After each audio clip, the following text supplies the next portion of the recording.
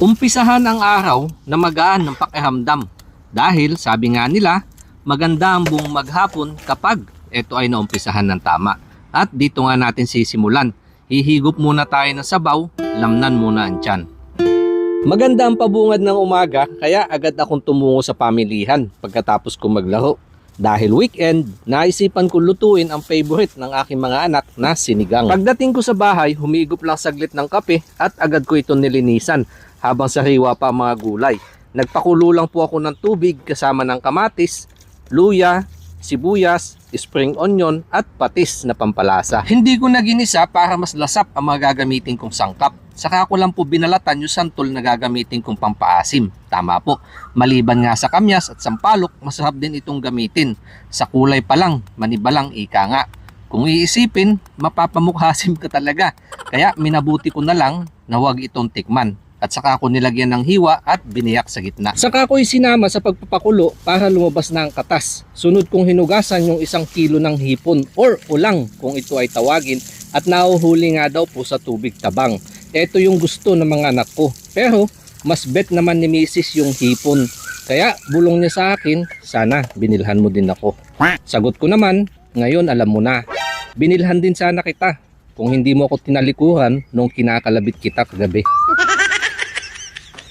Pagkakulo, saka ko lang isinama yung siling haba at pinigaan ko pa ng 5 piraso ng kalamansi. Katulad nga ng lagi ko sinasabi, hindi pwedeng walang gulay.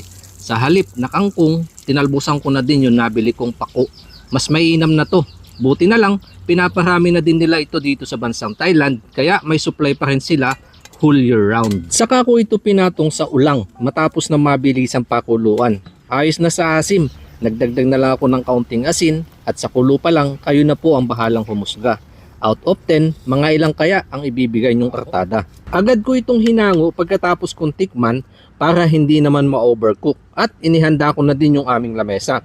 Handa na din yung mga girls ko na may mga gandang ngiti sa kanilang mga mukha. Wari mo'y sabik na sabik na. Kaya kinuha ko agad yung tubig sa ilalim ng lamesa para makapaghugas ng kamay.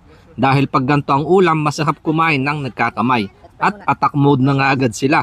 Pero sabi ko, teka, let's pray muna. Inilapit ko nga sa Diyos ang biyayang nasa aming harapan upang ito'y mabasbasan at magbigay ng lakas sa aming pangangatawan. At bago ho tayo magpatuloy, baka naman po, pwede akong maglambing. Kung nagustuhan mo itong aking mumunting handog na pagkain bukid kung aking tawagin, pa-like, comment, and share na din. Maraming salamat po mga kanayon.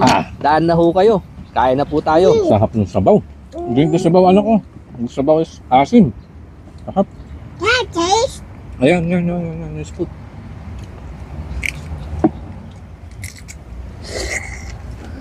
Like it? Sabaw. Ew. Siya din naman daw.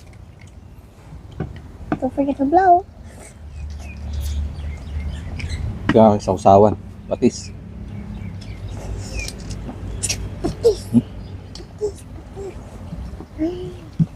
That's what it is. Sabaw. But I can't hold it. I need to hold it. Ito yung favorite nila. Yung mga galamay na ganyan. Papa, I can't open this. Hindi ho sila masyado sa laman. Yung mga galamay na ganito. Ay, wait lang. Ito yung gusto nila, sinusundot yung laman. Take yourself. Yun. That's not going out. Yan po yung gusto nila. Why is it going out? Ayun. Oh my, what the hell? Yan o. Mine is hard to remove. Shrimp stick. Hindi ka lang marunong.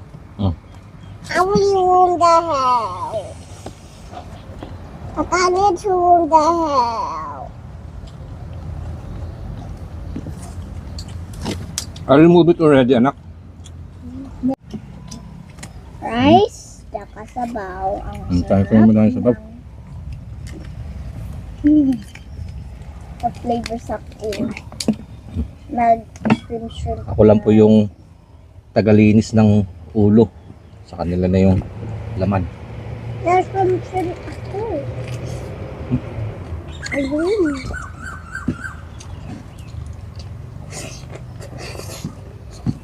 Ayun. Ay. Rice din. Ayun na. Rice nyo.